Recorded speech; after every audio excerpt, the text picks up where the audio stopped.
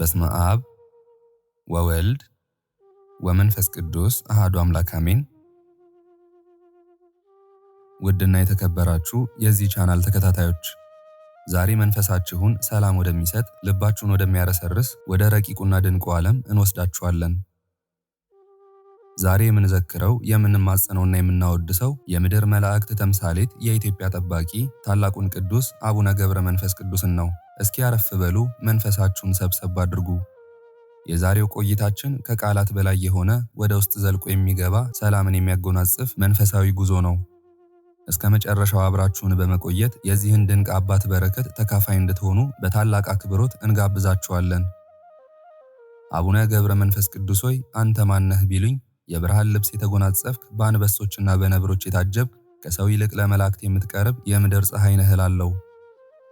ዝናህ ከአድማስ እስከ አድማስ ናኝቷል፣ ክብርህ በሰማያት መዛግብት ዘንድ ታትሟል። እንደ ንስር ወደ ሰማይ ምስጢራት የተመጠክ እንደ አንበሳ በዲያብሎስ ኃይል ላይ የገነንክ ድንቅ አባት ነህ። ዓይኖችህ የእግዚአብሔርን ክብር ለማየት ብቻ የነቁ፣ ከንፈሮችህ የምስጋናን ማር የሚያንጠበጥቡ፣ እጆችህ ለበረከትና ለፈውስ የተዘረጉ ናቸው። ያንን ሁሉ ዓመት ያለ ምግብና ያለ መጠጥ በጸሎትና በስግደት የቆምክበት ያ ያንተ ጽናት ዛሬም ድረስ ለዓለም ግርምት ለምዕመናን ደግሞ ብርታት ነው። አባታችን ሆይ ያንተ ኃያልነት በጡንቻ ሳይሆን በጸሎት ነው። ያንተ ድል በሰይፍ ሳይሆን በትህትና ነው። ኃጥአንን ወደ ንስሐ የምትመልስ፣ በደዌ የተያዙትን በቃልህ የምትፈውስ፣ የጨለመባቸውን በብርሃን የምታበራ ታላቅ አባት ነህ። ባህርን የከፈሉ አንበሶችን የገሩ ከደመና በላይ የተመላለሱ እግሮችህ ዛሬም በእኛ ሕይወት ውስጥ ተአምራትን ያደርጋሉ። ስምህን ስንጠራ ነፍሳችን ሰላም ታገኛለች፣ ክብርህን ስናስብ መንፈሳችን ሐሴት ያደርጋል። አንተ የፍቅር አባት የይቅርታ መዝገብ ነህና ዝናህ በምድራችን ላይ ለዘላለም ይኑር። አባታችን ሆይ ዛሬም በፊትህ ቆመናል፣ በመንፈስ ተንበርክከናል። አንተ ሰላምን የምትወድ አባት ነህና ለሀገራችን ሰላምን ለምንልን፣ ለታመሙት ፈውስን፣ ለተቸገሩትም ረድኤትህን አውርድልን። በጭንቅ ለታጠሩት የብርሃን መንገድ ሁናቸው። ልባችን በክፋት እንዳይዝግ፣ ነፍሳችን በኃጢአት እንዳትረክስ በአማላጅነት ጠብቀን። ገብረ መንፈስ ቅዱስ ሆይ ብለን ስንጠራህ እንደ አባት ራራልን፣ እንደ እረኛም ጠብቀን። በአንተ ጸሎት ምድር ትባረካለች፣ ሰማይ ዝናሙን ይሰጣል፣ እኛንም ከበረከት አትለየን። አምላከ ገብረ መንፈስ ቅዱስ ሆይ እንዲህ ያለውን ብርሃን አባት ስለሰጠህን እናመሰግንሃለን፣ ክብር ይገባሃል። አባታችን ሆይ ስምህ ከፍ ከፍ ይበል፣ ገድልህ በዓለም ሁሉ ይነገር። የቅዱሳን ማህበር በሰማያት የሚያመሰግኑ፣ እኛም እዚህ በምድር ላይ ስምህን እናገናለን። አንተ የኢትዮጵያ ቃል ኪዳን ነህ፣ አንተ የተዋህዶ ጌጥ ነህ። ስምህ ለተራበ ምግብ ነው፣ ለተጠማው መጠጥ፣ ለታረዘ ልብስ ነው። አንተን ያከበረ እግዚአብሔር የተመሰገነ ይሁን። እናት አባቶቼ፣ እህት ወንድሞቼ፣ ሕፃናት ልጆችም ጭምር የዚህ ታላቅ አባት ታሪክና ገድል ተነግሮ አያልቅም። ይህን ቃል ስታደምጡ በቤታችሁ ሰላም፣ በሕይወታችሁ በረከት እንደሚሞላ እናምናለን።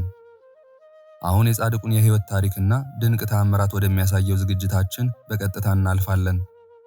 እስከ መጨረሻው ድረስ በዝምታና በጸሎት መንፈስ በመሆን እንድትከታተሉ ይህን መንፈሳዊ ድግስ ለሌሎችም በማጋራት የበረከቱ ተካፋይ እንዲሆኑ አድርጉ። አቡነ ገብረ መንፈስ ቅዱስ በጸሎታቸው ይርዱን። አሜን። በእውነት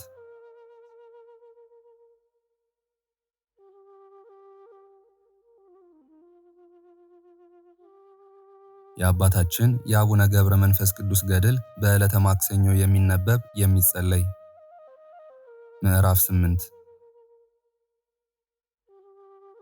አንድ አምላክ በሚሆን በአብ በወልድ በመንፈስ ቅዱስ ስም አሜን።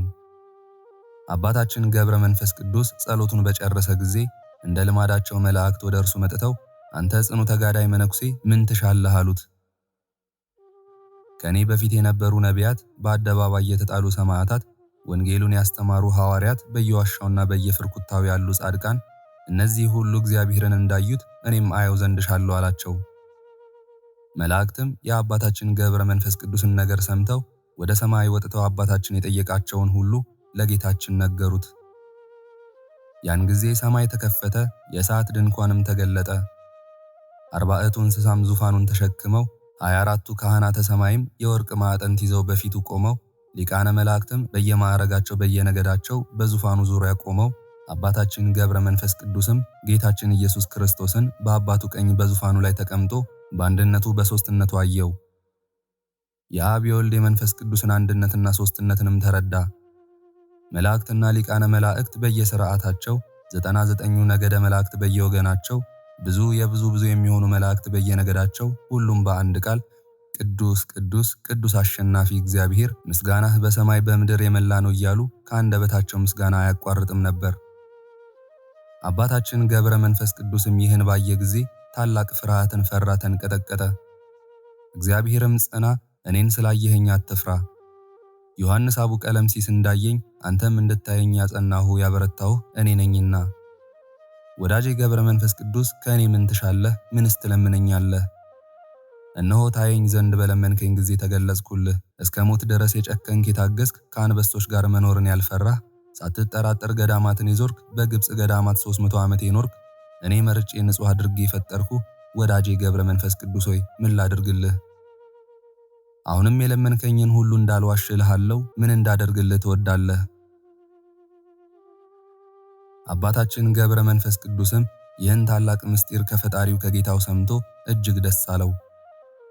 አባታችንም ጌታዬ አምላኬ፣ ይህ ለኔ አይገባኝም፣ እንደኔ ላሉት ለሌሎች ያላደረግከውን ለኔ አድርገህልኛልና አሁንም የምህረትን ቃል ኪዳን ስጠኝ። የገቡታን ሰዎች ማርልኝ፣ ኃጥአን ናቸውና። ንስሐ የማያሻቸው ጻድቃንን ልትጠራ አልመጣህምና ኃጥአንን ወደ ንስሐ ልትመልስ መጣህ እንጂ። ጥርሳቸውን እያፋጩ እንባቸው እንደ ክረምት ዝናብ እየወረደ በሲኦል ውስጥ የሚሰቃዩ ነፍሳትን አስባቸው። ሰይጣን ስላሳታቸው ነውና በማወቅም ባለማወቅም የሰሩትን ማራቸው፣ ይቅር በላቸው አለ። ጌታችንም አባታችን ገብረ መንፈስ ቅዱስን በፊቴ ድካምን ላበዙ ለሌሎች ቅዱሳን ያላደረግኩትን ድንቅ ነገር ለመንከኝ። መነኩሴው ለጽዮን ክፋቱ ስለበዛ ስለ አንድ ኃጢአተኛ ለመነኝ። ጽኑ ስቃይ ወዳለበት ሲኦል ከገባ በኋላ በብዙ ድካም መላልሶ ለመነኝ። የዚያን የኃጢአተኛ ሰው ነፍስ ከሲኦል አውጥቼ እንዳልተፈጠረች አደረግኳት። ሙታን በሚነሱበት ጊዜም ጻድቃን በሚኖሩበት በመንግሥተ ሰማያትም ቢሆን ኃጥአን በሚኖሩበት በገሃነመ እሳት ቢሆን አትገኝም። ወዳጄ ገብረ መንፈስ ቅዱስ ለአንተ ግን እንዲህ አይደለም፣ እንደ ቸርነት ይምርልሃለሁ እንጂ። መታሰቢያህን የሚያደርጉ ስምህን የሚጠሩ ኃጥአንን ሁሉ እንደ ቸርነቴ እንደ ይቅር ባይነቴ ይምርልሃለሁ እንጂ እምቢ አልልህም። የለመንከኝንም ሁሉ አደርግልህ ዘንድ በማይታበል ቃሌ ቃል ኪዳን ሰጥቼሃለሁና አለው። አባታችን ገብረ መንፈስ ቅዱስም ይህን ቃል ኪዳን ሰምቶ በግንባሩ ወድቆ ሰገደ። ሰማያውያን መላእክት፣ ምድራውያን ጻድቃን ሰማዕታት ይህን ሰምተው ደስ አላቸው። ለአምላካችን ለፈጣሪያችን ምስጋና ይገባል። ቅድመ ዓለም የነበርክ ዓለምን አሳልፈ የምትኖር ሃሌሉያ ብለው አመሰገኑ። አባታችን ገብረ መንፈስ ቅዱስም ጌታዬ የምትምርልኝ ምን ያህል ነው አለው። ጌታም በዕድሜ ልክ በእያንዳንዷ ቀን ሺህ እምርልሃለሁ አለው። የአባታችን የገብረ መንፈስ ቅዱስ ዕድሜው ከተወለደበት ቀን ጀምሮ ይህን ቃል ኪዳን እስከተቀበለበት ቀን ድረስ 300 ዓመት ሆኖት ነበር። ጌታችንም የመላእክት አለቃዎችን በሲኦል ውስጥ በእሳት ሰንሰለት ታስረው ያሉ ነፍሳትን ፈታችሁ አምጥታችሁ ለአባ ገብረ መንፈስ ቅዱስ ስጡት አላቸው። 7ቱ የመላእክት አለቃዎችም ኃጥአን ወዳሉበት ወደ ሲኦል ወረዱ። በዚያች ሰዓት በኃጥአን ላይ የሰለጠነ አብደል ማኮስ የተባለ የሲኦል አለቃ መጣ። 7ቱ የመላእክት አለቃዎችም በአባታችን ጸሎት የዳኑትን የገቡታን ሰዎች ከሲኦል አወጧቸው። ከሲኦል የወጡ ነፍሳት 3000 ያህሉ ነበር። ሚካኤልና ገብርኤል በየወገናቸው፣ ኡራኤልና ሩፋኤል በየነገዳቸው፣ ሳቁኤል፣ ራጉኤልና ፋኑኤልን በየማዕረጋቸው በፊታቸው እያመሰገኑ እልል እያሉ ሌሎችም የመላእክት ሰራዊት ወደ እግዚአብሔር የክብር ዙፋን እስኪደርሱ ድረስ በሰማይ ለእግዚአብሔር ምስጋና ይገባል፣ በምድርም ለሰው ልጅ እርቅ ሆነ እያሉ በፊታቸው እየመሩ እነዚያን ነፍሳት ወደ ገነት አገቧቸው። ዳግመኛም እንዲህ ብለው አመሰገኑ። ምርኮን ማርከህ ወደ ሰማይ ወጣህ፣ ስጦታህንም ለሰው ልጆች ሰጠህ። ከሲኦል የወጡ ነፍሳት ደስ እያላቸው እግዚአብሔርን እያመሰገኑ ወደ ገነት ገቡ።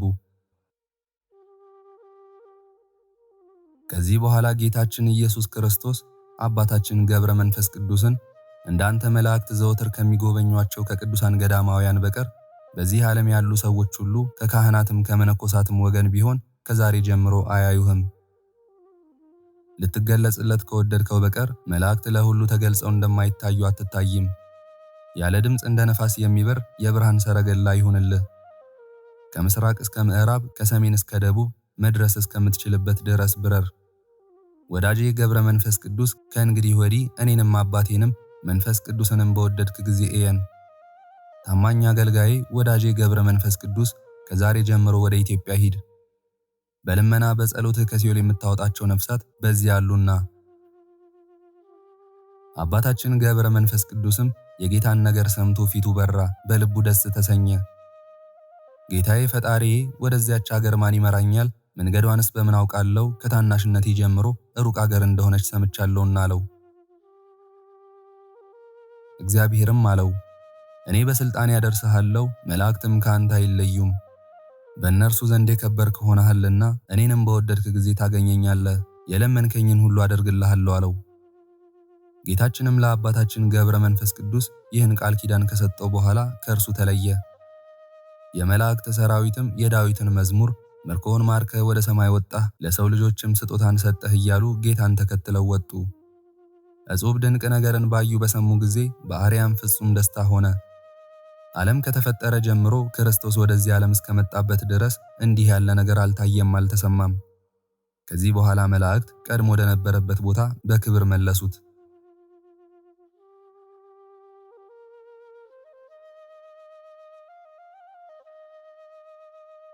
ምዕራፍ 9 ወደዚህ ዓለም የመምጣቱን የእግዚአብሔርን ልጅ ሰው የመሆኑንም ነገር ያበስር ዘንድ ስሙ ገብርኤል የሚባል መልአኩን አስቀድሞ ላከ። በገሊላ አውራጃ ወዳለችው ወደ ድንግል ማርያም ገብቶ ደስታን የተመላሽ ድንግል ሆይ ደስ ይበልሽ፣ እግዚአብሔር ከአንቺ ጋር ነው። ከሴቶች ተለይተሽ አንቺ የተባረክሽ ነሽ፣ እነሆ ትጸንሻለሽ፣ ወንድ ልጅም ትወልጃለሽ አላት። እመቤታችን ድንግል ማርያምም ወንድ ሳላውቅ ይህ እንዴት ይሆንልኛል አለችው።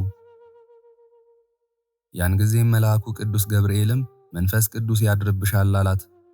የእውነት መንፈስ ቅዱስም አደረባት፣ የአብ ኃይሉም የልጁ እናት ለመሆን አጸናት። አብ ግን ከእርሷ ሰው አልሆነም። መልአኩ ገብርኤልም ከአንቺ የሚወለደው ቅዱስ ነው፣ የልዑል እግዚአብሔር ልጅም ይባላል አላት። ያን ጊዜም እመቤታችን ቅድስት ድንግል ማርያም መልአኩን የእግዚአብሔር አገልጋዩ እነሆ እንደ ቃልህ ይደረግልኝ አለችው።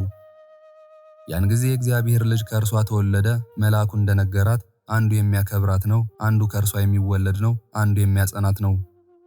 ወደ ላይ ወደ ጽርሐ አርያም መውጣት እንችል ዘንድ በሦስቱ የብርሃን ምሰሶች መወጣጫን አደረገች። ወልድ ከአባቱ ጋር ወዳለበት ወደ ጽርሐ አርያም ሕሊናዋን አቀናች። አባታችን ገብረ መንፈስ ቅዱስ አንድነትን ሦስትነትን እንዳየ ወልድም ከሰማየ ሰማያት ወርዶ ራሱን ዝቅ አድርጎ በእመቤታችን ማኅፀን አደረ። ንጽሕናዋን ቅድስናዋን በወደደ ጊዜ በጽርሐ አርያም እናት ትሆነው ዘንድ ወደ ሰማይ አላወጣትም። እርሱ ራሱ ወልድ ወርዶ በጸራቢው በዮሴፍ ቤት አደረ እንጂ። በዚያ ተወልደው ዘንድ በኪሩቤል ሰረገላ አላስቀመጣትም። ስሟ ናዝሬት በምትባል ሀገር በገሊላ ሳለች በማኅፀኗ አደረ እንጂ። ዳግመኛም በቤተልሔም በበረተኛ ላምና አህያ በትንፋሻቸው አሟሟቁት፣ በክንድ ታቀፈ፣ በሰሎሜም እጅ ተዳሰሰ። ከድንግል እናቱ ጡቶች ወተትን አመነጨ፣ የእናቱንም ጡት ለመጥባት አፉን ከፈተ። በሽተኞችን እየፈወሰ ተአምራትን እያደረገ አደገ። በሜዳ ላይ በመዳህ በመታቀፍ የሰውን ባህሪ ገንዘብ አደረገ።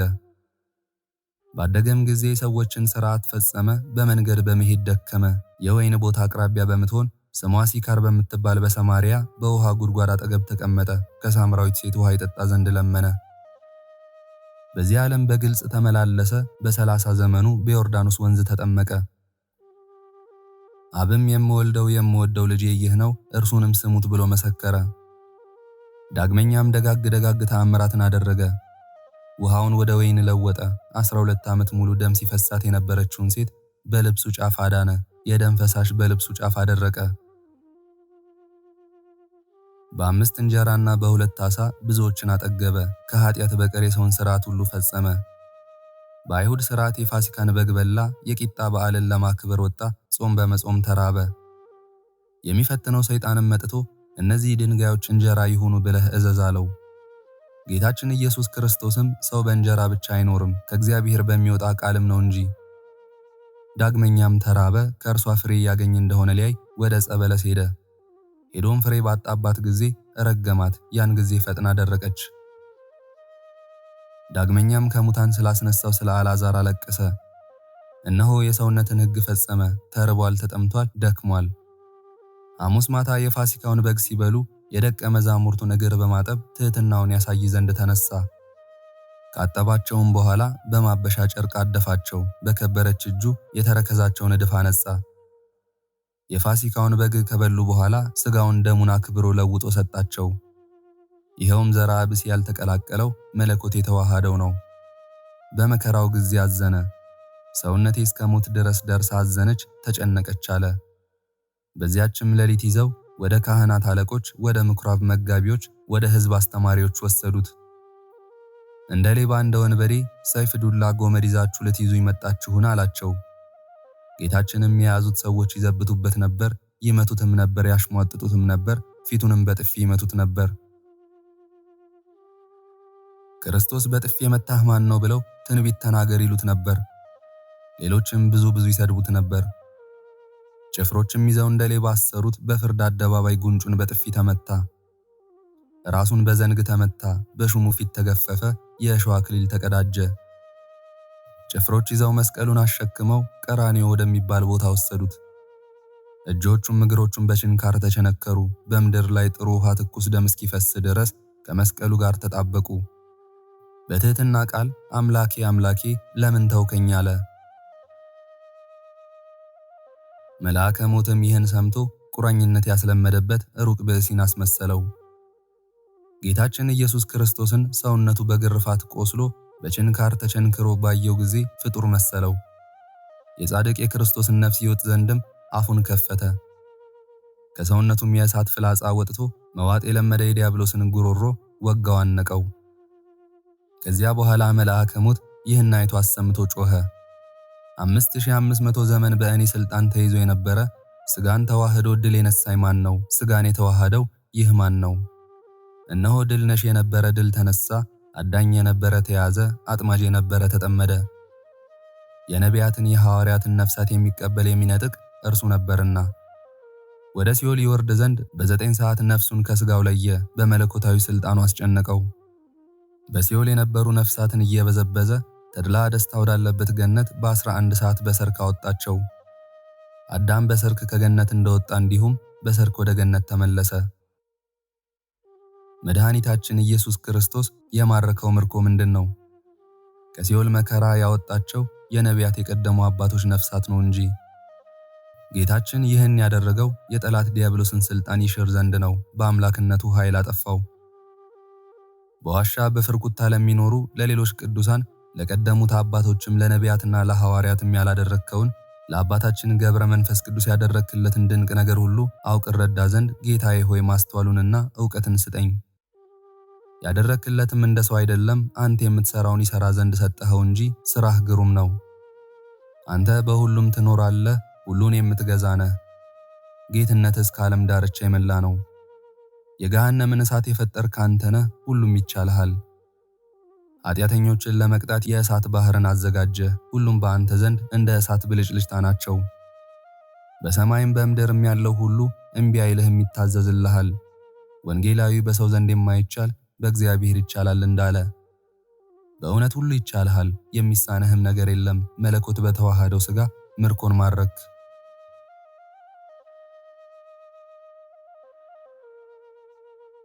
አባታችን ገብረ መንፈስ ቅዱስ ወደ አየር ይወጣ ዘንድ የእሳትንም ባህር ይሻገር ዘንድ በውስጧም እልፍ አላፋት ነፍሳትን ይማርክ ዘንድ እንዴት ቻለ?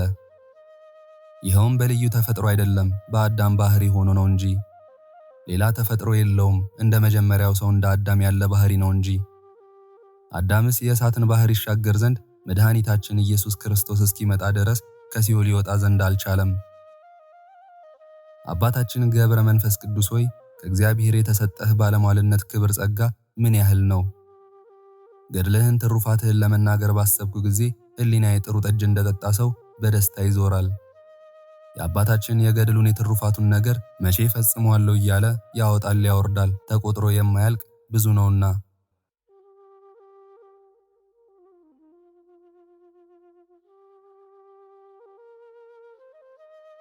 ምዕራፍ 10 አስቀድመን ወደ ጀመርነው እንመለስ። አባታችን ገብረ መንፈስ ቅዱስ በምድረ ገቦታ ራእይ ባየ ጊዜ አለቀሰ። ራእይ የማየት ልምድ ነበረውና የተሰወረውንና የተገለጠውን በሰማይና በምድር ያለውን ምስጢር ሁሉ ያውቅ ነበርና። ዳግመኛም ንጹሐን ካህናት፣ ዲያቆናት ወዳሉበት መንፈስ ቅዱስ ሲወርድ ያይ ነበር። የኃጥአን ሥራ ሁሉ በፊቱ እንዳለ መስታወት የተገለጠ ነው። ቅዱስ ጳውሎስ መንፈስ ቅዱስ ያደረበት ሰው ሁሉን ያውቃል እንዳለ፣ አባታችን ገብረ መንፈስ ቅዱስም ገቦታ በሚባል ሀገር በቅዳሴ ጊዜ በቤተ ክርስቲያን ውስጥ ብዙ ሰዎች ተሰብስበው አየ። ቁጥራቸውም 200 ያህል ነበር። በቅዳሴ ጊዜ መንፈስ ቅዱስ በሥጋው በደሙ ላይ ወረደ። አባታችንም አይቶ ደስ አለው። ዳግመኛም ሰዎች ሁሉ ምግባሩ ከቀና ሃይማኖቱ ከጸና ከአንድ ሰው በቀር ሥጋውን ደሙን ሳይቀበሉ ወደ ቤታቸው ሲመለሱ አየ። ከእርሱ ጋር የነበረውን መልአክ ሥጋውን ደሙን ሳይቀበሉ የተመለሱ የእነዚህ ሰዎች ኃጢአታቸው ምንድን ነው አለው። መልአኩም አባታችን ገብረ መንፈስ ቅዱስን በእግዚአብሔር ፊት የበዛ ኃጢአታቸውን ተመልከት አለው። አባታችን ገብረ መንፈስ ቅዱስን መለስ ብሎ ሰይጣን ከቅጽረ ቤተ ክርስቲያን አንስቶ በቤታቸው እስኪደርሱ ድረስ በእሳት አለንጋ እየገረፈ እየነዳ ሲወስዳቸው አየ። ሰይጣን ግን የእርሱ ስለሆኑ ደስ ይለው ነበር። ሁሉም ጠፉ። ንስሐ ገብቶ ሥጋውን ደሙን ከተቀበለ ከዚያ ሰው በቀር ከእነርሱ አንድ ሰው እንኳ አልቀረም። ሰይጣን ግን ድሆች ከጥራጊ ላይ የወደቀ ወርቅ ባገኙ ጊዜ ደስ እንደሚላቸው ደስ ይለው ነበር። በሕይወት ዘመናቸው በምድር ላይ ንስሐ ያልገቡ ኃጢአተኞች ሁሉ በእውነት የተጣሉ ናቸው፣ ለሰይጣንም ጭፍራ ሆኑት። አባታችን ገብረ መንፈስ ቅዱስም ይህን ድንቅ ነገር ባየ ጊዜ አዘነ፣ አለቀሰ። አቤቱ ጌታዬ ፈጣሪዬ፣ ሰይጣን ሕዝብህን ማርኮ ወሰደ። ሥጋህን ደምህን ከተቀበለ ከአንድ ሰው በቀር ከ200 ሰው አንድ ስንኳ የቀረው የለም። ነቢዩ ዳዊት በመዝሙሩ ያለ ዋጋ ሕዝብህን ሰጠህ ብሎ እንደተናገረ አባታችን ገብረ መንፈስ ቅዱስም ይህን ተናግሮ አለቀሰ። ሐዋርያት እንደ ጾሙ ይጾም ዘንድ ምህላም ያደርግ ዘንድ ወደደ። ቀድሞ ወደ ነበረበት የባሕረ ደሴት ሄዶ ጸሎትን አበዛ። ይቅርታ ከማይገባው እርሱም ሰውን አግኝቶ ይቅር ከማይል ከጠላት ከዲያብሎስ ወገኖቹን ሁሉ ይቅር ይላቸው ዘንድ በጽኑ ልብ እግዚአብሔርን ለመነው። ጌታችንም ተገልጾ ንዑድ ክቡር የሚሆን አባታችንን ስለ ብዙ ድካምህ ብዙ ነፍሳትን ማርኩልህ አለው። በ200 ሰዎች ምክንያት እኔ በተወለድኩባት በተጠመቅኩባት በተነሳሁባት በእነዚህ በሦስቱ በዓላት 3,000 ነፍሳትን እምርልሃለሁ አለው። እነዚህንም 200 ነፍሳት እነሆ በእጅ ሰጠሁ፣ ወደ ርስትህ ውሰዳቸው አለው። በበዓልህም ቀን የተወለዱትን የተጠመቁትን እምርልሃለሁ። ምድህን ክርስቶስ ለአባታችን ለገብረ መንፈስ ቅዱስ ይህን ቃል ኪዳን በሰጠው ጊዜ አባታችንም ያን ጊዜ ወድቆ ሰገደ፣ ፈጣሪውንም አመሰገነ። ሰይጣንም ይህን ቃል ኪዳን ሰምቶ መራራ ልቅሶን አለቀሰ። ይህ ሰው ከተወለደ ጊዜ ጀምሮ ተዋረድኩ። እርሱ ሳይወለድ ጽኑ ስቃይ ወዳለበት ወደ ሲኦል በተንኮል ማርክ የሰበሰብኳቸውን ነፍሳት በጾም በጸሎት ማርኩ የሚወስድብኝ ይህ ሰው ከማይደርስበት ቦታ ወዴት ልሂድ አለ። ሊሞትም ወደደ። ሰማያውያን መላእክት፣ ምድራውያን ጻድቃን ሰማዕታት ይህን ሰምተው ተደሰቱ፣ በደስታም ዘለሉ። ቅዱሳን መላእክት በሲኦል በመከራ ውስጥ ያሉትን ነፍሳት አመጧቸው። ከዚህ በኋላ በብዙ ትሩፋት ጾምና ጸሎት በብዙ እንባ ኖረ። በእያንዳንዱ ቀንም 44 ሺህ ጊዜ ይሰግድ ነበር። የዳዊትን መዝሙር፣ የነቢያትን፣ የሰለሞንን ምስጋና፣ ውዳሴ ማርያምን ይጸልይ ነበር። የጌታን መከራ መስቀል እያሰበ 1000 ጊዜ ቀኝ ፊቱን 1000 ጊዜ ግራ ፊቱን በድንጋይ ይመታ ነበር። እንዲህም ይል ነበር፣ በብዙ ድካም በብዙ መከራ መንግሥተ ሰማያትን እንወርሳታለንና። ይህንንም ሁሉ በአንዲት ሌሊት በአንድ ቀን ያደርግ ነበር። በገድሉ በትሩፋቱ ለኃጢአተኞች የድህነት ምክንያት ሆናቸው። የብርያል ኃይሉም ደከመ፣ መርዙም ጠፋ። አባታችን ገብረ መንፈስ ቅዱስም በጸሎቱ ብዙ ነፍሳትን ማረከ።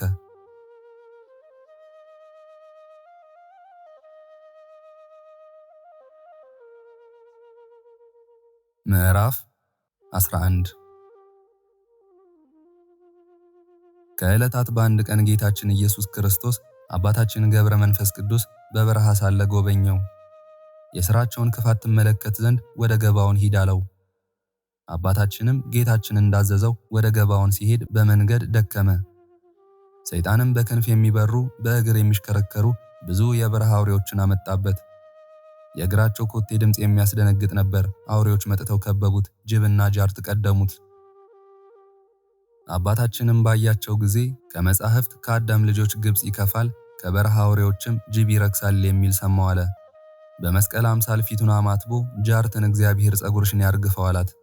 ይህን ባላት ጊዜ ጸጉሯ ረገፈ።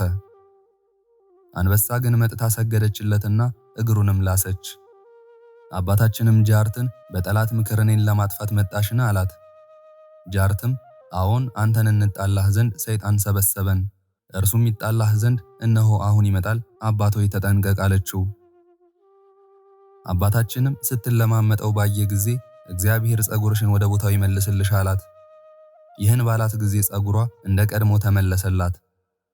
አባታችንም ከአንቺ ጋር ለሚመጡት ሁሉ ሄደሽ ንገሪ አላት።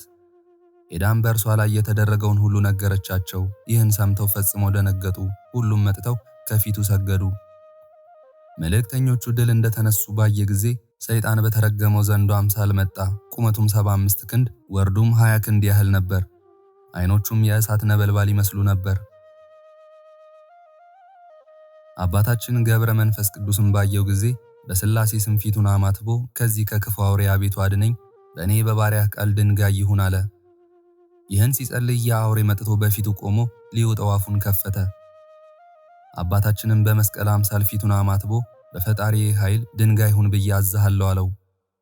ያን ጊዜ ፈጥኖ በምድር ላይ ወደቀ፣ ድንጋይም ሆነ። አባታችን ገብረ መንፈስ ቅዱስም ደስ አለው። የእግዚአብሔር መልአክም የሕይወት መጠጥ የተመሉ 3 የወርቅ ጽዋዎችንና ህብስትን እንዲሁም 12 መብራትን በእጁ ይዞ ወረደ። ስለ ድካምህ ይህንን ህብስት ብላ፣ ይህን ጽዋ ጠጣ አለው። አባታችንም ከመልአኩ እጅ ተቀብሎ በላ ጠጣ። በነጋም ጊዜ ተነስቶ ወደ ገባዖን ሄደ። የበዛ ክፉ ሥራቸውን አየ። ሀገራቸውን በክፋት የታጠረ ሆኖ ታየው። እናንተ የገባዖን ሰዎች ከበጎ ሥራ ሰንፋችሁ አያችኋለሁ፣ እግዚአብሔርንም አትፈሩትም አላቸው። እነርሱም ይህን በሰሙ ጊዜ ሁሉም ሊጣሉት መጡ። አንተ እንዲህ የምትሰድበን ከ12ቱ መሠሪያን ተለይተ የቀረህ ነህን? አባታችንም እነዚያን መሠሪያን አይደለሁም፣ እኔስ ሥራዬን አላውቅም፣ ለነፍሳችሁ ድህነት የሚሆነውን ነገር አስተምራችኋለሁ እንጂ አላቸው። እነርሱም ከአባታችን ይህን ነገር በሰሙ ጊዜ ተቆጡ። ጸጉሩን ይዘው ጎተቱት፣ ደበደቡት፣ ወደ ውጭም አውጥተው ጣሉት። አባታችን በዚያ ሲጸልይ ጌታችን ተገለጸለት። ወዳጄ ገብረ መንፈስ ቅዱስ በእኔ ምክንያት ያገኘህን መከራ አትፍራ፣ ታገስ። የቀኑን ሐሩር የሌሊቱን ቁር ታገስ። እኔም ቃል ኪዳንን እሰጥሃለሁ፣ ስምህንም የጠራ እምርልሃለሁ። ከዚህም አገር አፍራ አትወጣም። ሕጌን የተላለፉ 700 እልፍ ከ15 ነፍሳትን አስራት አድርጌ ሰጠሁ አለው። ጌታችንም ይህን ቃል ኪዳን ሰጥቶት ወደ ሰማይ አረገ። አባታችንም በተሰጠው አስራት ደስ ብሎት ሰገደ። ከዚያም ወጥቶ ወደ ብሔረ ብፁዓን ሄደ። አባታችን ገብረ መንፈስ ቅዱስ ብሔረ ብፁዓን ገብቶ ንዑዳን ክቡራን ሰዎች የሚኖሩብሽ ሀገር ሰላም ላንቺ ይሁን አላት። ይህን ሲናገር አንድ ሰው ወደ አባታችን መጥቶ ሰላም ላንተ ይሁን ብሎ ከወዴትስ መጣህ አለው። አመጣጤስ ከገባዖን ነው፣ ነገር ግን ሃይማኖታችሁ ምንድን ነው አለው። ያም ሰው አባታችንን አንተ የምታመልከውን ንገረኝ አለው። አባታችንም እኔ በአብ በወልድ በመንፈስ ቅዱስ አምናለሁ አለው። ያም ሰው እኛም ይህን ስም እናውቀዋለን፣ በዚህም እናምናለን አለው። ከዚህ በኋላ በአንድነት ወደ ቤተ ክርስቲያን ሄደው ጸለዩ። ጸሎታቸውንም ከፈጸሙ በኋላ ወንድሞችን አያቸው፣ ሰላምታም ሰጣቸው። ከእነርሱም ጋር 3 ዓመት በጾም በጸሎት በትጋት ኖረ። ከዕለታት በአንድ ቀን ጌታችን ኢየሱስ ክርስቶስ ተገልጾ ሕጌን ያልተላለፍክ ልቤን ደስ ያሰኘከው ወዳጄ ገብረ መንፈስ ቅዱስ ሆይ ሰላም ላንተ ይሁን። እኔም አስራት አድርጌ እሰጥሃለሁ። ለእናቴ አስራት አድርጌ ወደ ሰጠኋት ወደ ኢትዮጵያ ሂድ። የእስራኤልን መንግሥት ለሌላ አሳልፌ እንዳልሰጥ ለባለሟሌ ለዳዊት የገባሁለትን ከአንደበቴ የወጣውን ቃል አላጥፍም። ጌታችንም አባታችንን ሄደህ የመንግሥት የወራሽ ላሊበላን ምድራዊ መንግሥት ነውን ወይንስ ሰማያዊ መንግሥት የሚሻልህን ምረጥ ብሎሃል በለው አለው። ይህን ከነገረው በኋላ ወደ ሰማይ አረገ። አባታችንም ከምድር ወድቆ ሰገደ። የእግዚአብሔር ፈቃድ ከእኔ ጋር ይሁን፣ ወደዚያ መሄድን አልሰንፍም ብሎ ተነስቶ ሄደ። በሮም ሀገር በግብፅ በረሃ በገባዖን የደረሰበትን መከራ በብሔረ ብፁዓንም 3 ዓመት የኖረበትን የሚናገር ገድል ተፈጸመ።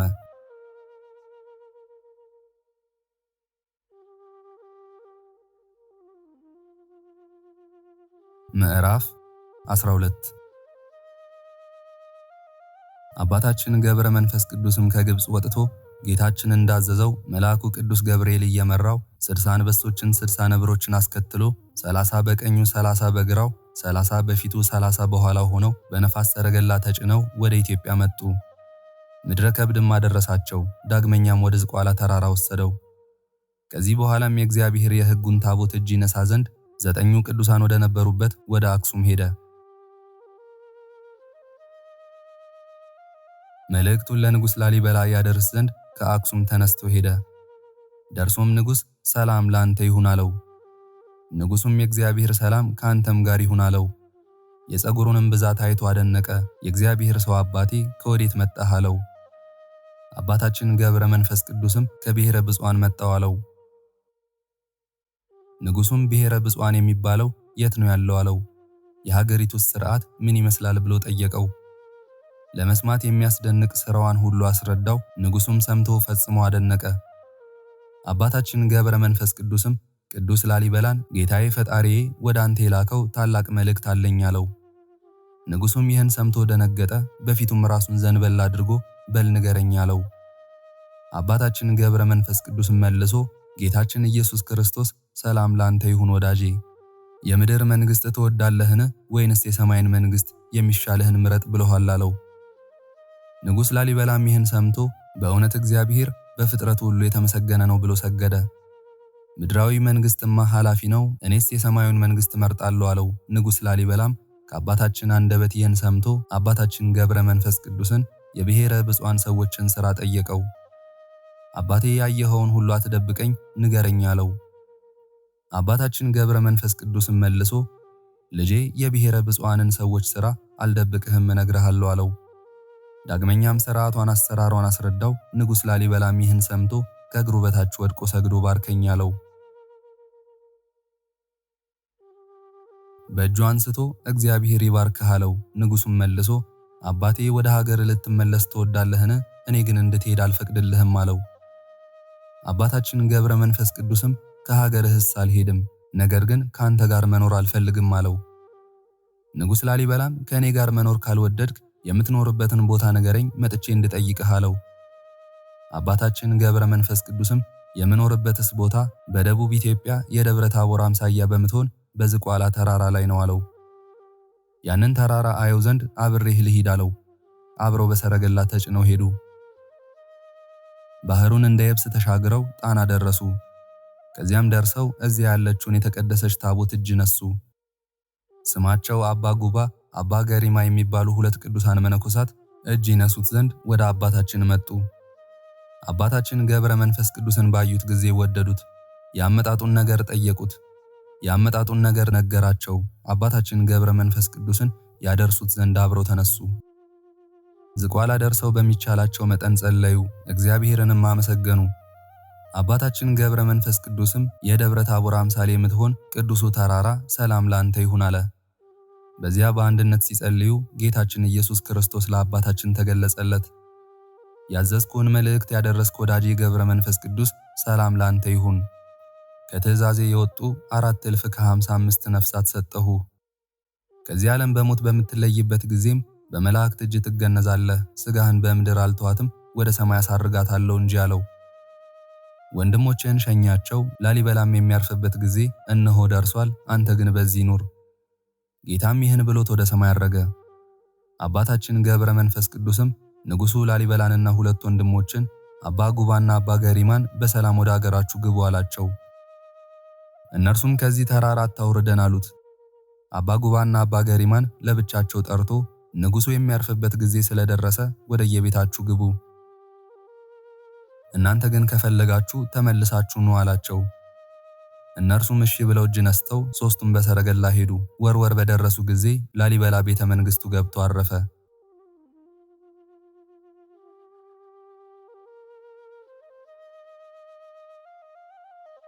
ምዕራፍ 13 አባታችን ገብረ መንፈስ ቅዱስም ከባህሩ ዳር ቆሞ ምስራቁንና ምዕራቡን ሰሜኑንና ደቡቡን ተመለከተ። የኢትዮጵያ ሕዝብ ኃጢአት በፊቱ ተገልጾ ታየው። አባታችን ገብረ መንፈስ ቅዱስም ወደ ባህር ተወርውሮ ገብቶ በራሱ ተተክሎ ከዚህ ባህር እንዳልወጣ በሕያው ስም ማልኩ፣ በእግሬም አልቆምም አለ። 40 ቀንና 40 ሌሊት በባህር ውስጥ እንዲህ ሆኖ ኖረ። ወደ አባታችን ገብረ መንፈስ ቅዱስ ስምህን የጠራ መታሰቢያህን ያደረገ እምርልሃለሁ የሚል ቃል ከሰማይ መጣ። ብፁዓዊ አባታችንም መልአኩን የኢትዮጵያን ሕዝብ ሁሉ ካልማርክልኝ ከዚህ ባህር አልወጣም አለው። እስከ 100 ዓመትም ድረስ ተዘግዝቆ ኖረ። ሥጋው ሁሉ አለቀ፣ ደሙም በባህር ውስጥ ፈሰሰ፣ ውሃውም ደም መሰለ። አጥንቶቹም እንደ በረድ ነጭ ሆኖ ታዩ። አጋንንት ሊጣሉት ከአራቱ ማዕዘን ወደ እርሱ ይመጡ ነበር። በየዕለቱ 500 አጋንንት እስከ 100 ዓመት ድረስ በጦር ይወጉት ነበር። ስለታም በሆኑ ድንጋዮችም ይቆርጡት ነበር። ከመጀመሪያው ሰማዕት እስጢፋኖስ ጀምሮ እስከ መጨረሻው ሰማዕት ጳጳስ ጴጥሮስ ድረስ እንደ እርሱ የተጋደለ ሰው የለም። የአባታችን መከራው በክርስቶስ አምነው ከሞቱ ሰማዕታት ሁሉ ከተቀበሉት መከራ የበዛ ነው። ከዚህ በኋላ ጌታችን መጥቶ ከባህር ዳር ቆሞ ወዳጄ ገብረ መንፈስ ቅዱስ የኢትዮጵያን ሰዎች ሁሉ ምሬልሃለሁና ተነስ ውጣ አለው። ያን ጊዜም አባታችን ገብረ መንፈስ ቅዱስ ያሰበው ስለተፈጸመለት ደስ እያለው ከባህር ወጣ። አጥንቶቹ እንደ መርፌ ቀዳዳ ተበሳስተው ተገኙ። ጌታችንም መላ ሰውነቱን በእጁ ዳሶ ምንም እንዳልደረሰበት እንደ መጀመሪያው ጤነኛ አደረገው። ከዚህ በኋላ ወደ ምድረ ከብድ ላከው። ከዚህ በኋላ ወደ ሰማይ ወጥቶ ከፀሐይ በላይ ከሰማይ በታች 7 ዓመት ኖረ። ዳግመኛም ከዚያ ወርዶ ወደ ምድረ ከብድ ሄደ። በዚያም እስከ 7 ዓመት ድረስ እንደ ምሰሶ ተተክሎ ቆሞ ሲጸልይ ኖረ። ወደ ላይም አንጋጦ ቅንድቦቹን ሳይሸፍን እጆቹን ወደ ላይ እንደዘረጋ ሲጸልይ ኖረ። ከዚህ በኋላ ሰይጣን በቁራ ተመስሎ መጣ። ዓይኖቹንም ወደ ሰማይ አንጋጦ አገኘ። በራሱ ላይ ተቀምጦ ዓይኖቹን አነቆረው፣ አሳወረውም። ከዚህ በኋላ 2 ሳምንት ሙሉ እንደ ቀድሞ ምንም ጸሎቱን ሳያቋርጥ ሲጸልይ ሰነበተ። ከዚህ በኋላ የመላእክት አለቃዎች ቅዱስ ሚካኤልና ቅዱስ ገብርኤል መጥተው በፊቱ ቆመው ሁለቱን ዓይኖቹን እፍ አሉባቸው። ወዲያውም አዩ። እይታቸውም ከቀደመው 7 እጅ በለጠ። አባታችን ገብረ መንፈስ ቅዱስንም ከዚህ በፊት ይጣሉህ የነበሩ ጠላቶች አጋንንትን ከዝቋላ ምድር ታጠፋቸው ዘንድ ወደ ዝቋላ ሂድ አሉት። ከሰማይ ከእግዚአብሔር ዘንድ ስለ ተጋድሎህና ስለ ትዕግሥትህ ታላቅ ኃይል ይሰጥሃልና። ከዚህ በኋላ ሚካኤልና ገብርኤል ወደ ሰማይ ወጡ። አባታችን ገብረ መንፈስ ቅዱስም ከዚያ ተነስቶ መላእክት እንደነገሩት ወደ ዝቋላ ተራራ ሄደ። በመንገድም 3 ሽማግሌዎች ደክመው በጥላ ስር አርፈው አገኘ። ያረፉበትም ተራራ እንደ ፀሐይ ያበራ ነበር። አባታችንም አይቶ በልቦናው እሰወራቸዋለሁ ብሎ አሰበ። እነርሱም አይተው ስለ እግዚአብሔር ፍቅር ብለህ አትለፈን፣ 1 ምዕራፍ ያህል አዝለህ ውሰደን እያሉ አሰምተው ተናገሩ። ቀርቦም ባያቸው ጊዜ መላ ሰውነታቸው በሽበት የተሸፈነ የደከሙ ሽማግሌዎች መሆናቸውን ተረዳ። አንዱንም አዝሎ ሄደ። ጥቂት እልፍ እንዳለ ሽማግሌው አባታችንን እህል ስለማትበላ ውሃም ስለማትጠጣ ይደክመሃልና ከዚህ አስቀምጠኝ አለው። አባታችንም ወዴት ታውቀኛለህ አለው። ሽማግሌውም ተመልሰህ ሄደህ ባልንጀሮቼን አምጣቸው አለው። ሽማግሌውን በዚያ ትቶ ወደ 2 ሽማግሌዎች ሄደ። ከሁለቱ አንዱን አዝሎ ሽማግሌው ወዳለበት አደረሰው። ተመልሶም 3ኛውን ሽማግሌ አመጣው። አባታችን አቡነ ገብረ መንፈስ ቅዱስም እነዚያን ሽማግሌዎች ከወዴት መጣችሁ? የሽታችሁ መዓዛ ልብን ይመስጣል አላቸው። 3ቱም ሽማግሌዎች ተነስተው ቆመው ለአባታችን ገብረ መንፈስ ቅዱስ በአንድነት በሶስትነት ተገለጹለት። አባታችን አብርሃም በመምሬ ዛፍ ስር ሥላሴን በአንድነት በሶስትነት እንዳየ አባታችን ገብረ መንፈስ ቅዱስም ሥላሴን በአንድነት በሶስትነት አያቸው። አንድ ሰውም እስራኤል የተባለ ያዕቆብን ባደረባት በፈለገ ያቦቅ እንደታገለው እንደባረከውም እንዲሁም አብ ወልድ መንፈስ ቅዱስ አባታችን ገብረ መንፈስ ቅዱስን ባረኩት። አንተ እንዳዘልከን እኛም እናዝልሃለን፣ እስከ 7ቱ ሰማያትም ድረስ እናወጣሃለን አሉት። ያን ጊዜ መልካቸው ተለወጠ፣ የባህሪ ክብራቸውን ገለጹ። እንደ እሳት ነበልባል ሆኑ፣ መባርቅት ሁሉ ተብለጨለጩ፣ ሰማያትም ተነዋወጡ።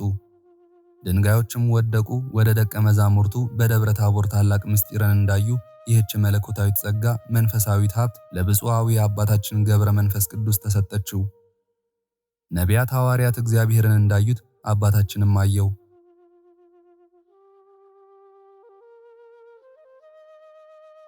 ያን ጊዜ የብርሃን ፈጣሪ አብ አዝሎ እስከ ሁለተኛው ሰማይ እስከ ሦስተኛ እኩሌታ አደረሰው።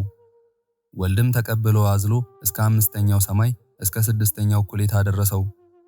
መንፈስ ቅዱስም እስከ ሰባተኛው ሰማይ ግርማው ወደሚያስፈራ ዙፋን አደረሰው።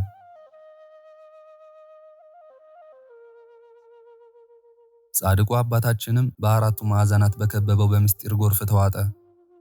ደነገጠ፣ ተንቀጠቀጠም። በማይነገር በማይመረመር ግርማ ለተገለጸለት አምላክ በግንባሩ ወድቆ ሰገደ። ከተገለጸለትም ግርማ የተነሳ እንደ በድን ሆነ። ጻድቁም ሕልም የሚያልም መሰለው። ሦስቱ ሽማግሌዎች እንዳዘሉት እስከ ሰባተኛው ሰማይም እንዳደረሱት ሕልም የሚያይ መስለው ነበር። አባታችንም ከዙፋኑ ፊት በደረሰ ጊዜ ሦስቱም በአንድ ዙፋን ተቀምጠው አየ። ይኸውም በአንድነት በሦስትነት ነው። በመላእክትም በሰውም በፍጥረት ሁሉ አንድ ስግደት አንድ ምስጋና ይቀርብላቸዋል። ሐዋርያው ጳውሎስ ስለ ራሱ እንዳለ በክርስቶስ የታመነ አንድ ሰው አውቃለሁ፣ ዘመኑም ከ14 ዓመት በፊት ነው። በሥጋው እንዳለም እንደሆነ በሥጋው ተለይቶም እንደሆነ እንጃ እግዚአብሔር ያውቃል። ያንን ሰው እስከ ሦስተኛው ሰማይ ድረስ አወጡት። ያንን ሰው እኔ አውቀዋለሁ፣ በሥጋው እንደሆነ ከሥጋው ተለይቶ እንደሆነ እንጃ እግዚአብሔር ያውቃል፣ ወደ ገነት አወጡት። በዚያም የሰው ልጅ ሊናገረው የማይቻለውን የማይመረመር ምስጢር ሰማ። እንዲሁም ዛሬ በዚህ ወራት የቤተ ክርስቲያን መብራት የሆነ የታመነ አባታችን አቡነ ገብረ መንፈስ ቅዱስን በማይነገር ድንቅ ምስጋና እግዚአብሔር ታየው። የሰው ልጅ ሊናገረው የማይቻለው ደገኛ ምስጢርን አየሰማ። የጻድቁ አባታችን ገብረ መንፈስ ቅዱስ ክብሩ እጹብ ድንቅ ነው። ስለዚህም ነገር የእግዚአብሔር ጥልቅ ጥበቡን አንመርምር፣ የወደደውን ያደርጋል ያሰበውንም ይፈጽማልና። ከዚህ በኋላ ጌታችን ኢየሱስ ክርስቶስ በደብረ ታቦር ጴጥሮስን ከድንጋጤ እንደቀሰቀሰው አባታችን ገብረ መንፈስ ቅዱስንም አነቃው፣ አቅፎም ሳመው። አብ መንፈስ ቅዱስም አቅፈው ሳሙት። አባታችን ገብረ መንፈስ ቅዱስ በገድል በትሩፋት ከነቢያት ከሐዋርያት ከጻድቃን ከሰማዕታት ሁሉ በእጥፍ ይበልጣል። ይኸውም እህል ባለመብላቱ፣ ውሃ ባለመጠጣቱ፣ ልብስ ባለመልበሱ ነው። ጌታችን ኢየሱስ ክርስቶስም ሰማይና ምድር፣ ፀሐይ፣ ጨረቃ፣ ከዋክብትም ከገድልና ከትሩፋት የተነሳ የአንዲቱን ጸጉርህን ዋጋ ያህል አያህሉም አለው። አጥንትህን ሥጋህን 100 ዘመን ሙሉ ሲነድፉ ሲወጉህ የነበሩ አጋንንትን ታጠፋቸው ዘንድ ወደ ዝቋላ ሂድ። እኔ እንደወሰድኩህ አላወቁም። በባህር ውስጥ አለ ይላሉና 7ቱ ሊቃነ መላእክት ይርዱህ፣ የእሳት መብረቆች ይከተሉህ ይቅደሙልህ፣ በመብረቅ ሰረገላ ተጭነህ ብረር አለው። አብ ወልድ መንፈስ ቅዱስ አባታችን ገብረ መንፈስ ቅዱስን በክብር ሸኙት። ከዚህ በኋላ አባታችን ገብረ መንፈስ ቅዱስ በመብረቅ ሰረገላ ተጭኖ ወደ ዝቋላ ወረደ። አጋንንትን አስደነገጣቸው። ሊቃነ መላእክትም ከበው በእሳት ሰይፍ ቆራርጠው ጣሏቸው። በመብረቅም አነደዷቸው። አመድ ትቢያ ሆኑ፣ በነፋስም በተኗቸው። አባታችን ገብረ መንፈስ ቅዱስ በመላእክት አጋዥነትና በተሰጣቸው ኃይል ያጠፏቸው አጋንንት ቁጥራቸው 7000 እልፍ ከ1000 ያህሉ ነበር። ሁሉም በአንዲት ሰዓት ጠፉ፣ አንድስ እንኳን አልተረፈም። ከዚህም በኋላ የመላእክት አለቃዎች ከመባርቅታት ጋር ወደ ሰማይ ወጡ። አባታችን ገብረ መንፈስ ቅዱስም አንበሶቹና ነብሮች ወዳሉበት ወደ ምድረ ከብድ ሄደ።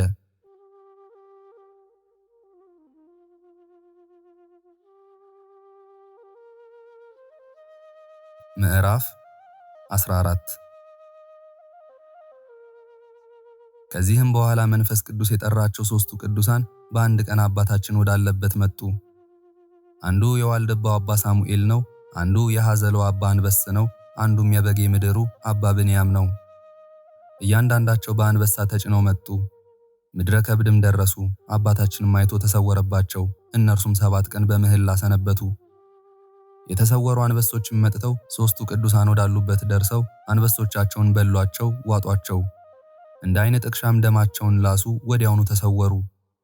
እነዚያም ቅዱሳን እጅግ ደነገጡ፣ ታላቅ ሐዘንም አዘኑ። የቅዱሳኑም ሐዘን ለአባታችን ገብረ መንፈስ ቅዱስ ተገለጸለት። አባታችንም 60 አንበሶችና 60 ነብሮችን አስከትሎ ከእግዚአብሔር በተሰጠው በሚያስፈራ ግርማ ወደ እነርሱ መጣ። መላእክትም የብርሃን ድባብ ይዘው መጡ። ጸጉሩ መላው ሰውነቱን አልብሶት ነበር። የራሱም ጸጉር በምድር ላይ ይሳብ ነበር። 7 ክንድ ከስንዝር ያህል ነበር። ጽሕሙም በአንገቱ ወርዶ በምድር ላይ ይዘረጋ ነበር። 3 ክንድ ከስንዝር ያህል ነበር፣ አጥፎም ይለብሰው ነበር። በሚያስፈራ ግርማም ወደ እነርሱ ደርሶ ቅዱሳን አባቶች ሰላም ለእናንተ ይሁን አላቸው። እነዚያም ቅዱሳን ግርማውን ባዩ ጊዜ ደነገጡ። እነዚያም አንበሶችና ነብሮች በፊቱ ያጉረመረሙ እንደ ፈረስ ምድርን ይቆፍሩ ነበር። አባታችን ገብረ መንፈስ ቅዱስም እነዚያ ቅዱሳንን እኔ ብቻዬን ወደምኖርበት ወደዚህ ገዳም ስለምን መጣችሁ አላቸው። እነዚያም ቅዱሳን ጸሎትህ የከበረች እንደሆነች ባወቅን ጊዜ ወደ አንተ መጣን። በዘመኑ ሁሉ አንተ የባህታውያን አለቃ ነህና ስለዚህም ነገር የእግዚአብሔርን ሥራ ትነግረን ዘንድ በረከትህንም ታድለን ዘንድ ወደ አንተ መጣን። መጥተንም ባጣንህ ጊዜ 7 ቀን በሐዘን በለቅሶ ሰነበትን። ጸሎትም ስናደርስ በዚያች ዕለት አንበሶች መጥተው አንበሶቻችንን ይዘው እንደ ዓይን ጥቅሻ በልተው ዋጧቸው ብለው ነገሩት። አባታችን ገብረ መንፈስ ቅዱስም አንበሶቹን እስከ ዕለተ ሞታችሁ ድረስ የረገጥኩትን የእግሬን ትቢያ ትበሉ ዘንድ ነው እንጂ እግዚአብሔር ያላዘዛችሁን ለምን በላችሁ? በሉ የበላችሁትን ሁሉ ትፉ አላቸው። አፋቸውንም ከፍተው የበሉትን የአንበሶችን ስጋቸውን አጥንቶቻቸውንም ተፉ። በሆዳቸውም ምንም አልቀረም፣ እንደ ዓይን ጥቅሻ በአንድ ጊዜ ተፉ እንጂ። አባታችን ገብረ መንፈስ ቅዱስም ፊቱን ወደ ምስራቅ መልሶ ወደ አምላኩ ጸለየ። አልዓዛርን ከመቃብር ያስነሳኸው ጌታዬ ፈጣሪ አገልጋዮችህን ይከተሉ ዘንድ የሰጣቸው እነዚያን የሞቱ አንበሶችን አስነስተ ለአገልጋዮች ስጣቸው ብሎ። ያን ጊዜ አባታችን በጌታዬ በኢየሱስ ክርስቶስ ኃይል ተነሱ ብሎ የአንበሶችን ሥጋ ባረከ። አንበሶቹም እንደ ዓይን ጥቅሻ ፈጥነው ተነሱ፣ እንደ ቀድሞ ሆኑ፣ እንደ ሰው ተናገሩ፣ አጉረመረሙ። ወደ አባታችን ገብረ መንፈስ ቅዱስ ቀርበው ከእግሩ በታች ሰገዱ። እነዚያም አንበሶች ከእንግዲህስ ወዲህ አንተን እንከተላለን፣ ጌቶቻችን ቅዱሳን እኛን ሊያስነሱን አልቻሉም፣ አንተ ግን ከአንበሶች ሆድ አውጥተህ አስነስተህናልና አሉት። አባታችንም ወደ ቀድሞ ጌቶቻችሁ ሂዱ ብሎ አሰናበታቸው። እነዚያም ቅዱሳን የአምላክን ሥራ አደነቁ። አባ ሳሙኤልም አባታችን ገብረ መንፈስ ቅዱስን አባት ሆይ በዚህች ቀን ድንቅ ነገርን አየን። መልክህ የእግዚአብሔርን መልአክ ይመስላል፣ ግርማህ እጹብ ድንቅ ነው። ንጽሕና ቅድስናህም ፍጹም ነው። የጸሎትህም ኃይል በአንበሶች ተበልተው የሞቱትን አንበሶቻችንን አስነሳ አለው። አባታችን ገብረ መንፈስ ቅዱስም ከዚህ የሚበልጥ ከዚህ የሚበዛ ድንቅ ነገር አሳያችኋለሁ አላቸው። ያን ጊዜውን ዓይኖቹን ወደ ላይ አቅንቶ በእጁ ደመናን ጠቀሰ። ብሩህ ደመናን መጥቶ ቀረበለት። አባታችንም በላዩ ተቀምጦ በዓይኖቻቸው እያዩት ወደ ሰማይ ወጣ። ፀሐይን አልፎ እስከ 7ኛው ሰማይ ደርሶ በእግዚአብሔር ዙፋን ፊት ቆመ። እንዲህም አለ። ጌታዬ አምላኬ ሥጋ ለለበሰ ሁሉ ምግብን የምትሰጥ ክንድህን የምትዘረጋ በሥርዓት ጸንቶ የሚኖር እንስሳትን ሁሉ የምታጠግብ ለተራቡት ምግብን የምትሰጣቸው ለእነዚህ ባሮች ቅዱሳን ምግባቸውን ስጣቸው። እነዚህ ቅዱሳን እኔን ሊጠይቁ ከሩቅ አገር የመጡ ናቸውና ለደቀ መዛሙርት ያልካቸውን አስብ። እነዚህ ሰዎች ያሳዝኑኛልና የሚበሉትን ስጧቸው ያልከውን እንደ ተራቡ ብሰዳቸውም በመንገድ ይደክማሉ።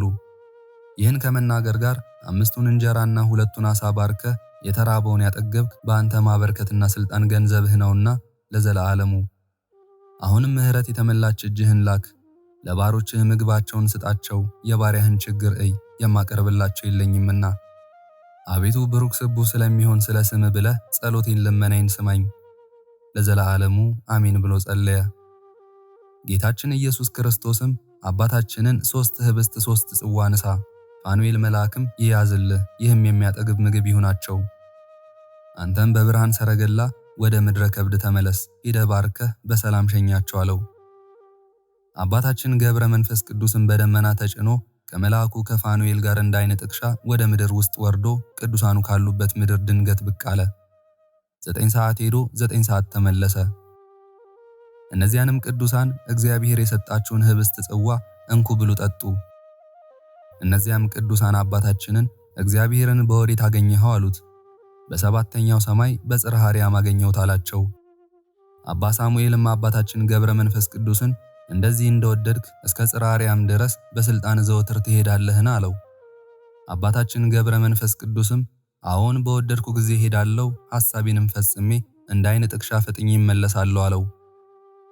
አባታችን ገብረ መንፈስ ቅዱስና 3ቱ ቅዱሳን እንዲህ ሲነጋገሩ መሸ። ሦስቱም ቅዱሳን ህብስቱን ጽዋውን በእጃቸው እንደያዙ አባታችን ገብረ መንፈስ ቅዱስ ባርኮላቸው ከእነርሱ ተሰወረ። ሦስቱ ቅዱሳንም አባታችን ገብረ መንፈስ ቅዱስ ከሰማይ ያመጣላቸውን ህብስትና ጽዋ ተመግበው በዚያ አደሩ። በማግስቱም አባታችን ወደ እነርሱ መጥቶ በሰላም ወደ ቦታችሁ ሂዱ፣ የእግዚአብሔር ሰላምም ከእናንተ ጋር ይሁን ብሎ አሰናበታቸው። እነዚያም ቅዱሳን የአባታችን የገብረ መንፈስ ቅዱስን ሥራ እያደነቁ ወደ የሀገራቸው ሲሄዱ እንዲህ ተባባሉ። እኛስ እንደኛ ደካማ ሰው መስሎን ነበር፣ እርሱስ እንደወደደ ወደ እግዚአብሔር ይሄዳል፣ የወደደውንም ያስፈጽማል እያሉ ይህን የመሰለውን የአባታችንን ሥራ እያደነቁ ወደ የሀገራቸው ገቡ። የጻድቁ የአባታችን የገብረ መንፈስ ቅዱስ ጸሎቱና በረከቱ በሁላችንም በሕዝበ ክርስቲያን ላይ ጸንቶ ይኑር ለዘለዓለሙ አሜን።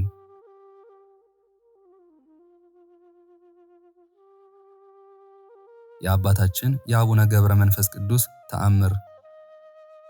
አባታችን ገብረ መንፈስ ቅዱስ ያደረገው ተአምር ይህ ነው። ጸሎቱና በረከቱ ከሁላችን ሕዝበ ክርስቲያን ጋር ለዘላለሙ ጸንቶ ይኑር አሜን። ንዑድ ክቡር የሚሆን የአባታችን የገብረ መንፈስ ቅዱስን መታሰቢያውን ዝክሩን የምታደርግ አንዲት መበለት ነበረች። አንዴ በተወለደበት አንዴ ባረፈበት በዓመት 2 ጊዜ ዝክሩን ታዘክር ነበር። ሌላ በጎ ሥራ አልነበራትም። ጾምም ቢሆን ጸሎትም ቢሆን አታውቅም ነበር።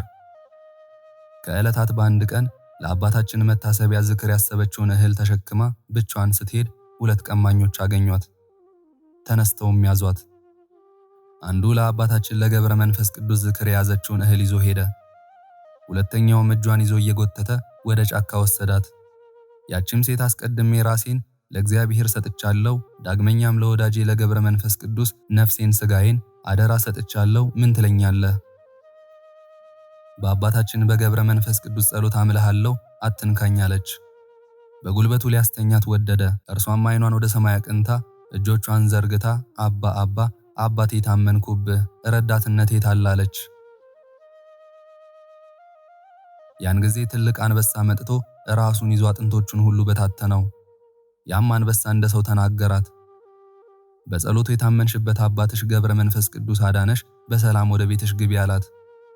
ያን ጊዜ ያቺ መበለት እንደ ሰው ያናገራት የዚያን አንበሳ ነገር የአባታችን ገብረ መንፈስ ቅዱስንም ተአምራት እያደነቀች ወደ ቤቷ ገባች። በገባችም ጊዜ ለአባታችን ገብረ መንፈስ ቅዱስ መታሰቢያ እንዲሆን የሰበሰበችውን እህል የነጠቃት ቀማኛ ከረጢቱ እንደታሰረ ይዞ አገኘችው። እስከ ዕለተ ሞቷ ድረስ ዝክሩን መታሰቢያውን አደረገች። ይህንንም ድንቅ ተአምር ለሀገሩ ሰዎች ተናገረች። የሀገሩም ሰዎች ይህን ሰምተው እግዚአብሔርን አመሰገኑት። የአባታችን ገብረ መንፈስ ቅዱስ አማላጅነቱና በረከቱ በእኛ በልጆቹ ለዘላለሙ ጸንቶ ይኑር ለዘላለሙ አሜን።